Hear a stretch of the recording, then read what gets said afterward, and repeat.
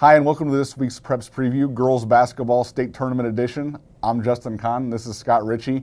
Two teams making it this year, the same two teams that made it in 2008, and having a Class 1A and a Class 2A team make it. And these are our two probably top programs just as far as tradition over the last 6-7 years, and within T-Town's case, since girls basketball started in the state of Illinois. I mean, these two teams are knocking on the door basically every year, and so eventually they're going to break through, and this was the year that both of them ended up breaking through. Yeah. And I mean, kind of surprising that these are the teams that did. Last year Central A&M had a really good senior class, and for several years before that ran into Cowden Herrick and Micah Jones, and T-Town was played in.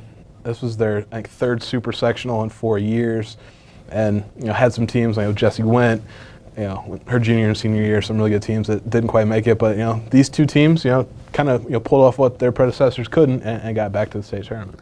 When you look at A&M, I think even before the tournament started, they looked like they had a nice path to it, and they had a couple tough ones in there. But once they got through that Arcola, even talking to Tom Dooley, I mean, that looked like it was over, and they get a banked-in three-pointer from Taylor Jordan to force, I think the second overtime, yeah. and then they pull away and win the game, and then no problems with Goreville at all in the super sectional, and I think that it's sort of what you expect from a team that has no seniors, and really a lot of 3 or 4 sophomores who are major contributors on that team, and that kind of team, even as talented as they are, isn't going to just have a breeze. They're going to have to fight for it. And the Comus game was tough, and of course the Arcola game. I think a lot of us thought that wouldn't be a tough one, but Arcola played. I know talking to Tom Dooley the other night, he said Nancy Stiff told him that was the best they'd played all year. It was their best game of the season. They brought it at just the right time, but A&M. Gets a fortunate bounce, and here they are back in the state tournament. And postseason play, you'll take any kind of luck you can get to make it as far as they did. T-Town had a tougher path in theory, and that's the way it played out. They end up facing Mount Carmel and Tyra Buss in the sectional final, and holding the nation's leading scorer to like a fourth of her season average. And then at the super sectional, undefeated Breese Central beaten T-Town by 16 earlier in the year. And that was in Teutopolis, so that's a game where T-Town was not the favorite. I don't think by any means, but they probably played one of their best games of the year. Madeline Hartke definitely kind of led the way for them, and they won the game and made it to state. I would say I thought that was probably one of the bigger upsets I've seen in a while. Really, I mean, I think. Not that T-Town's not capable of that. It's obviously, like we said, it's a great program. They're going to always be there in games like that, and they're never intimidated. That's one thing that always impresses me about T-Town athletes. But that Breese Central team, I think most people thought, that was going to be a 20-point game, and a lot of people thought they had been on a roll and had gotten better since the earlier meeting this season with T-Town. They were big. They were really well coached and. They also have quite a pedigree as well. I mean, that's a really good girls basketball program. So, I think a lot of people. I think that's a pretty big underdog move there for T-Town to win that game. And Madeline Hartke, to me, I thought I always liked her game. And had been watching her for a few years now. But I really think she might be the most underrated player in the area. Numbers wise, she's not going to blow you out. She's not going to blow you away with what the numbers she puts up because she goes to T-Town and they don't play like that. But I don't know that there's too many more talented players in our area than her. I think she's should definitely be an all-state candidate, and she's their best player at pretty much every facet of the game. She's 5'10", but she can handle it. She's their best rebounder, a really good shooter.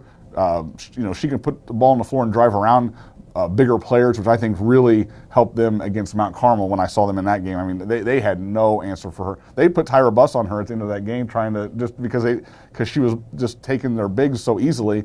And then at that point, she's taller than Tyra, so she's a mismatch. And I was really, that's a definite something T-Town has going for them. And then, just besides that, just a lot of good hard-nosed kids, that play tough defense and hit clutch shots, and that's a good formula for success. Pretty much, T-Town basketball.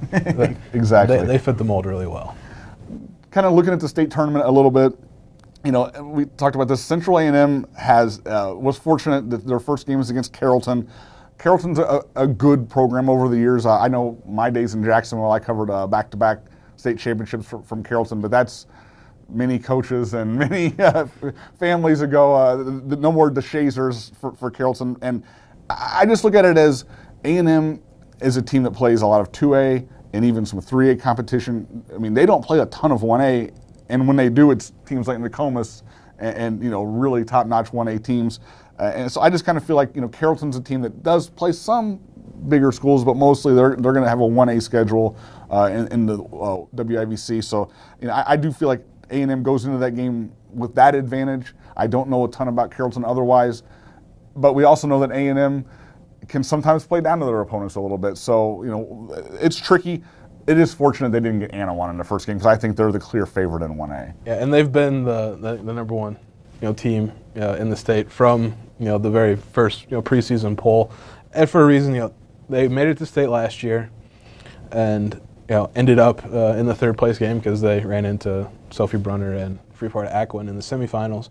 But they have back pretty much the bulk of that team, and most importantly, Selena Van Hefty. She's a all-stater, averaging almost 22 and 9 this year, and pretty good size, good in the post. And then her younger sister Morgan is a double-digit scorer. They have Sierra Davis, who sat out last year with a knee injury and was a transfer from Rock Island Elements. So that's coming down from a bigger school. She's, I think, averaging almost 15 points a game. So they have a lot of weapons that is going to be tough for I think any other 1A school to match up against. And most of their losses, I think the bulk of them actually came in the State Farm Classic, where they lost to some much bigger schools. Right, and I saw Van Hefty last year playing against Pana in the State Farm Holiday Classic, and I mean she reminds me a little bit of, maybe not quite as devastating as Sophie Brunner was, but sort of a similar type of game where she can put the ball on the floor a little bit. She's not just a girl who has to catch the ball in the post and score. She can do she's a very skilled player, so that they're going to be a ton. But it's going to be fun, and I think the best thing about this for A&M is, this whole team will be back next year. Plus, I think we'll see some of those soft freshmen and sophomores who were not quite as ready for varsity this year be more ready for it. I think they'll go into next year as the favorite in 1A. And right now they're in the Final Four, so you can't complain about that either. No. And in 2A, kind of the other side of the coin, T-Town matches up with the number one team in the state, and Champaign St. Thomas More. They have Tori McCoy, who's a 5-star recruit. I think ranked in the either top 10 or top 15 in the nation, as a recruit. And I mean that's a tough draw for T-Town, but again, like you said, they're not going to be intimidated. Right. And they've played probably, they have played the best schedule of any of our area girls teams. More 3A and 4A schools on there than 2A and 1A. And that's going to help them. They've played, someone similar size to McCoy. Belleville West has a 6'5" center, so the height's not going to throw them. But, St. Thomas More is not just Tori McCoy. They have, some other really good players.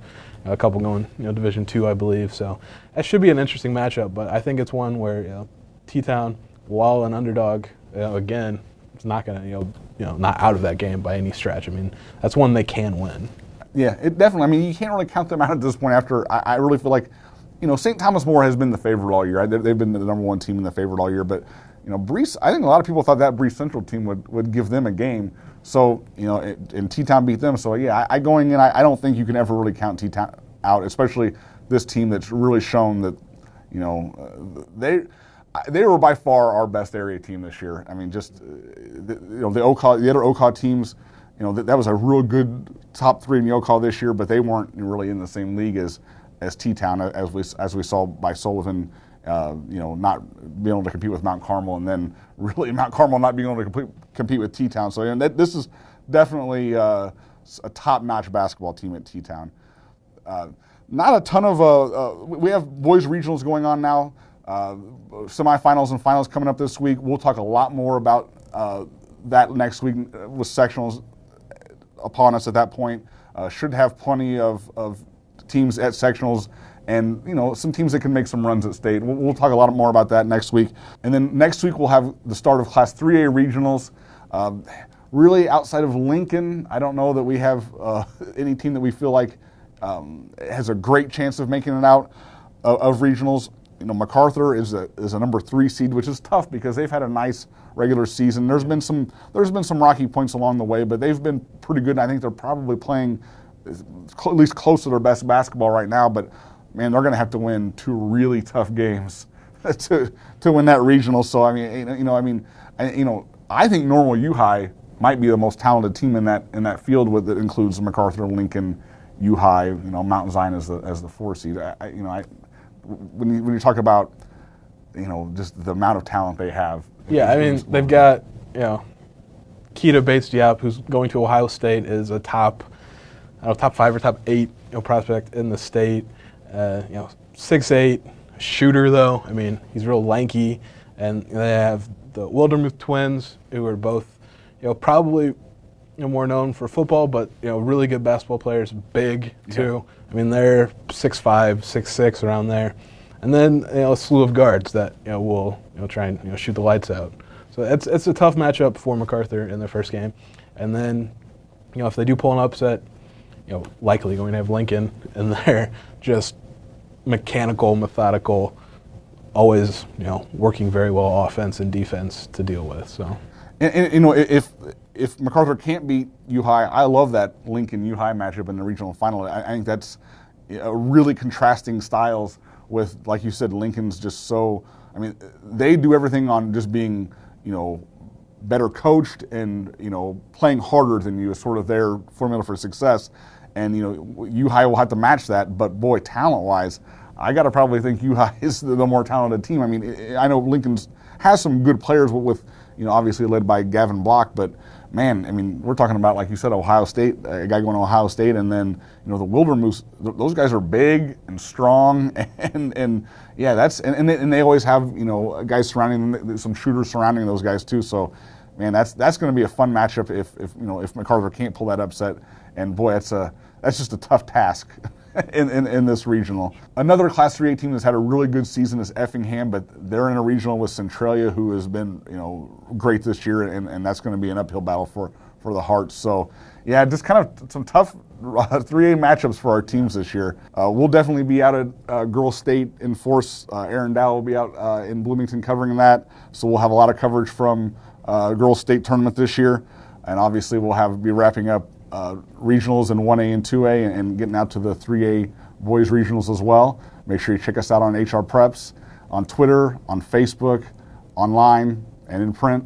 We'll see you out at the games.